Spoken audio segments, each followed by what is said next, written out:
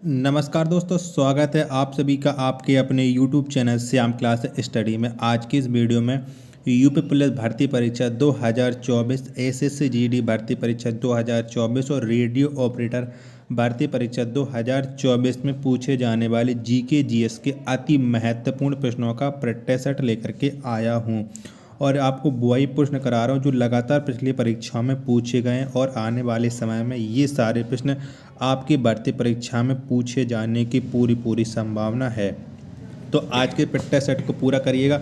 अगर आपको ये प्रैक्टिस सेट पसंद आए तो वीडियो को लाइक कर देना। चैनल को आपने अभी तक सब्सक्राइब नहीं किया हो तो चैनल को आप ज़रूर सब्सक्राइब कर लीजिएगा। और इस प्रैक्टिस सेट को पूरा करने के बाद इसे आप अपने सभी दोस्तों के पास ज़रूर शेयर करना जो आपके साथ इन तीनों भर्ती परीक्षाओं की मन लगा करके तैयारी कर रहा है। सिलेक्शन आपको जब भी मिलेगा जब आप लगातार प्रैक्टिस सेट करते रहोगे, क्योंकि प्रैक्टिस सेट एक ऐसा जरिया होता है जिससे अभ्यर्थियों को उनका स्कोर पता चल पाता है कि उनका सिलेक्शन होगा कि नहीं होगा। तो लगातार आपको हमारे चैनल पर प्रैक्टिस सेट करवाया जा रहा है और यही प्रैक्टिस सेट आपको आने वाले समय में रामबाण साबित होंगे। सारे प्रश्न आपको हमारे इन्हीं प्रैक्टिस सेटों से देखने को मिलेंगे। तो चलिए शुरू करते हैं। तो पहला प्रश्न है आपके सामने कि एक्सिस बैंक का पुराना नाम क्या था। तो क्या था? तो जो एक्सिस बैंक है इसका जो पुराना नाम था वो था यूटीआई बैंक। क्या था? UTI bank. तो एक का राइट आंसर हो जाएगा ऑप्शन नंबर ए। प्रश्न संख्या 2 है आपके सामने कि 1 किलोग्राम कितने न्यूटन के बराबर होता है। तो कितने न्यूटन के बराबर होता है? तो 1 किलोग्राम ये 9.8 न्यूटन के बराबर होता है। 2 का आंसर हो जाएगा ऑप्शन नंबर डी। प्रश्न संख्या 3 है आपके सामने कि 1959 तक पाकिस्तान की राजधानी कहाँ थी। तो कहाँ पर थी? तो 1959 तक पाकिस्तान की जो राजधानी थी वो कराची थी। तो कमेंट बॉक्स में बताइए कि वर्तमान में पाकिस्तान की राजधानी कौन है। तो 3 का आंसर ऑप्शन नंबर बी। प्रश्न 4 है आपके सामने कि इंडिया विंस फ्रीडम के लेखक कौन हैं। तो कौन है? तो इंडिया विंस फ्रीडम इसके जो लेखक हैं वो हैं मौलाना अबुल कलाम आज़ाद। कौन है? मौलाना अबुल कलाम आज़ाद। 4 का आंसर ऑप्शन नंबर ए। प्रश्न संख्या 5 है आपके सामने कि दीर्घ ज्वार भाटा किस दिन उठता है। तो कौन से दिन उठता है दीर्घ ज्वार भाटा? तो ये उठता है पूर्णिमा के दिन। 5 का आंसर ऑप्शन नंबर बी। प्रश्न संख्या 6 है आपके सामने कि सूचना का अधिकार अधिनियम किस वर्ष पारित हुआ था। तो कब आया था सूचना का अधिकार अधिनियम? तो ये 2005 में आया था सूचना का अधिकार अधिनियम। 6 का आंसर ऑप्शन संख्या सी। प्रश्न 7 है आपके सामने कि माई एक्सपेरिमेंट विद ट्रुथ के लेखक कौन है। तो कौन है इसके लेखक? तो माई एक्सपेरिमेंट विद ट्रुथ इसके जो लेखक हैं वो हैं महात्मा गांधी। 7 का आंसर ऑप्शन नंबर डी। प्रश्न संख्या 8 है आपके सामने कि मंगल पांडे ने 1857 के विद्रोह की पहली गोली कहाँ चलाई थी। तो कहाँ से चलाई थी मंगल पांडे ने 1857 के विद्रोह की पहली गोली? तो ये चलाई थी बैरकपुर से। 8 का आंसर ऑप्शन नंबर बी। प्रश्न संख्या 9 है आपके सामने कि फ़ारेनहाइट और सेल्सियस का मान कितने डिग्री ताप पर बराबर होता है। तो कितने पर होता है? तो फ़ारेनहाइट और सेल्सियस का मान ये -40 डिग्री सेल्सियस पर बराबर होता है। 9 का आंसर ऑप्शन नंबर डी। प्रश्न संख्या 10 है आपके सामने कि ऑस्ट्रिया की मुद्रा क्या है। तो कौन सी है ऑस्ट्रिया की मुद्रा? तो यूरो। क्या? यूरो ये ऑस्ट्रिया की मुद्रा है। 10 का आंसर ऑप्शन नंबर सी हो जाएगा। प्रश्न संख्या 11 है आपके सामने कि सहारा रेगिस्तान किस महादेश में है, यानी कौन से देश में है सहारा रेगिस्तान। तो जो सहारा रेगिस्तान है ये है उत्तरी अफ्रीका में। 11 का आंसर ऑप्शन नंबर डी। प्रश्न 12 है आपके सामने कि शांति स्वरूप भटनागर पुरस्कार किस क्षेत्र में दिया जाता है। तो कौन से क्षेत्र में दिया जाता है? तो जो शांति स्वरूप भटनागर पुरस्कार है ये विज्ञान के क्षेत्र में दिया जाता है। प्रश्न संख्या 12 का आंसर हो जाएगा ऑप्शन नंबर ए। अगला प्रश्न है प्रश्न संख्या 13 है आपके सामने कि प्राणों की संख्या कितनी है। तो कितनी है, तो जो प्राणों की संख्या है वो है 18। कितनी है, 18 है। 13 का आंसर ऑप्शन नंबर ए। अगला है प्रश्न संख्या 14 आपके सामने कि सिंचाई कर लगाने वाला पहला सल्तनत कालीन शासक कौन था। तो कौन सा था वो शासक जिसने सिंचाई कर लगाया था सबसे पहले। तो चारों ऑप्शन आपकी स्क्रीन पर अब बताइएगा। तो सिंचाई कर लगाने वाला पहला सल्तनत कालीन शासक है फिरोज तुगलक। 14 का आंसर ऑप्शन नंबर बी। अगला प्रश्न संख्या 15 आपके सामने कि अकबर द्वारा जजिया कर को कब समाप्त किया गया। तो अकबर ने कब समाप्त कर दिया था जजिया कर को। तो 1564 में अकबर ने जजिया कर को समाप्त कर दिया था। 15 का आंसर ऑप्शन संख्या सी।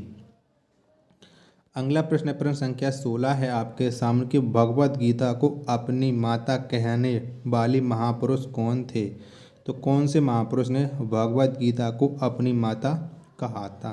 तो वो महापुरुष थे महात्मा गांधी। 16 का आंसर ऑप्शन नंबर ए। प्रश्न संख्या 17 आपके सामने कि भारत में कलेक्टर पद का सृजन किस वर्ष हुआ था। तो कब हुआ था। तो भारत में जो कलेक्टर पद का सृजन हुआ था वो 1772 में हुआ था। कब, 1772। 17 का आंसर ऑप्शन नंबर डी। प्रश्न 18 है आपके सामने कि भारतीय मौसम विज्ञान विभाग की स्थापना कब हुई। तो कब हुई थी। तो भारतीय मौसम विज्ञान विभाग इसकी स्थापना हुई थी 1875 में। 18 का आंसर ऑप्शन नंबर बी। अगला प्रश्न संख्या 19 है आपके सामने कि राष्ट्रीय पक्षी दिवस किस तिथि को मनाया जाता है। तो कब मनाते हैं हम राष्ट्रीय पक्षी दिवस। तो ये प्रतिवर्ष मनाया जाता है 12 नवंबर को। कब, 12 नवंबर को राष्ट्रीय पक्षी दिवस मनाया जाता है। 19 का आंसर ऑप्शन नंबर डी हो जाएगा। प्रश्न संख्या 20 है आपके सामने कि 3 बीघा कॉरिडोर किन दो देशों को जोड़ता है। तो कौन से दो देशों को आपस में 3 बीघा कॉरिडोर जोड़ता है। तो ये भारत तथा बांग्लादेश को आपस में जोड़ता है 3 बीघा कॉरिडोर। 20 का आंसर ऑप्शन नंबर डी हो जाएगा। प्रश्न 21 है आपके सामने कि दाब बढ़ने से बर्फ के गलनांक पर क्या प्रभाव पड़ता है। तो क्या प्रभाव पड़ता है। तो दाब बढ़ने से बर्फ के गलनांक पर घटता है, इसका गलनांक घटता है। 21 का आंसर ऑप्शन नंबर बी। प्रश्न संख्या 22 है आपके सामने कि पृथ्वी की संरचना में सबसे अधिक प्रतिशत वाला तत्व क्या है। तो कौन सा है। तो पृथ्वी की संरचना में सबसे अधिक प्रतिशत वाला तत्व ये है ऑक्सीजन। 22 का आंसर ऑप्शन नंबर बी।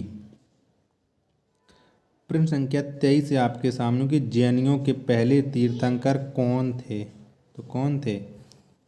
तो जैनियों के जो पहले तीर्थंकर थे वो थे ऋषभदेव। 23 का आंसर ऑप्शन नंबर ए। अगला प्रश्न है प्रश्न संख्या 24 है आपके सामने कि रेडियो सक्रियता की इकाई क्या है। तो कौन सी है। तो रेडियो सक्रियता की जो इकाई है वो है क्यूरी। कौन है, क्यूरी है। 24 का आंसर ऑप्शन नंबर डी। प्रश्न 25 है आपके सामने कि राष्ट्रपति भवन किस पहाड़ी पर स्थित है। तो कौन सी पहाड़ी पर है राष्ट्रपति भवन, ये आपको बताना है। तो जो राष्ट्रपति भवन है ये रायसीना की पहाड़ी पर है। 25 का आंसर ऑप्शन नंबर ए। प्रश्न संख्या 26 है आपके सामने केंद्रीय राष्ट्रीय पादप संग्रहालय कहाँ पर स्थित है। तो कहाँ पर है। तो केंद्रीय राष्ट्रीय पादप संग्रहालय ये स्थित है कोलकाता में। 26 का आंसर ऑप्शन नंबर डी। प्रश्न 27 है आपके सामने कि इकोसिस्टम शब्द का प्रयोग सर्वप्रथम किसने किया। तो किसने किया था। तो इकोसिस्टम शब्द का प्रयोग सर्वप्रथम ये किया था टेंसले ने। किसने, टेंसले ने।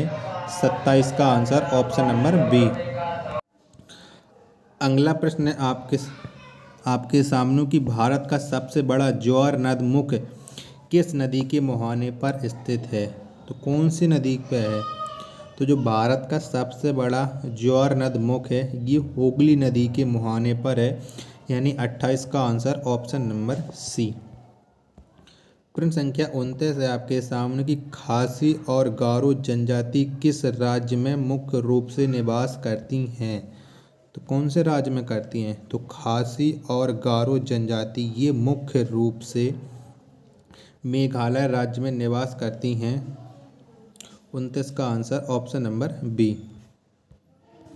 प्रश्न संख्या 30 है आपके सामने कि दक्षिण एशिया का सबसे बड़ा मरुस्थल कौन है। तो कौन सा है दक्षिण एशिया का सबसे बड़ा मरुस्थल? तो ये है थार मरुस्थल। कौन सा है? थार मरुस्थल है। 30 का आंसर ऑप्शन नंबर ए इसका राइट आंसर हो जाएगा। प्रश्न संख्या 31 है आपके सामने कि राज्य में केंद्र का प्रतिनिधि कौन होता है। तो कौन होता है? तो राज्य में केंद्र का जो प्रतिनिधि होता है वो होता है राज्यपाल। 31 का आंसर ऑप्शन नंबर डी। अगला प्रश्न है आपके सामने कि स्वतंत्र भारत में प्रथम शिक्षा आयोग कौन था। तो कौन सा था? तो स्वतंत्र भारत में जो प्रथम शिक्षा आयोग थे शिक्षा आयोग था वो था डॉक्टर राधाकृष्णन आयोग। कौन? डॉक्टर राधाकृष्णन आयोग। 32 का आंसर ऑप्शन नंबर ए। प्रश्न 33 है आपके सामने कि शिवाजी की माँ का नाम क्या था। तो कौन सा था शिवाजी की माता का नाम? तो जीजाबाई। क्या? जीजाबाई ये शिवाजी की माता का नाम था। 33 का आंसर ऑप्शन संख्या सी। प्रश्न संख्या 34 है आपके सामने कि भारत का पहला पनडुब्बी संग्रहालय कहाँ पर स्थित है। तो कहाँ पर है?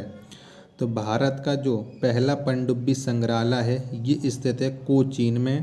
यानी 34 का आंसर ऑप्शन नंबर ए हो जाएगा। प्रश्न 35 है आपके सामने कि एक ही ओलंपिक में सर्वाधिक स्वर्ण पदक जीतने वाला पुरुष खिलाड़ी माइकल फेलिप्स किस देश के हैं। तो ये कौन से देश के हैं?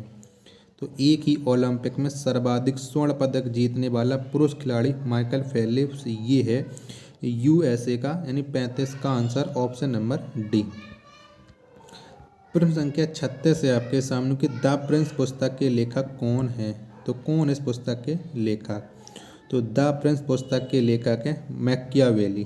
कौन है? मैकियावेली। 36 का आंसर ऑप्शन नंबर बी।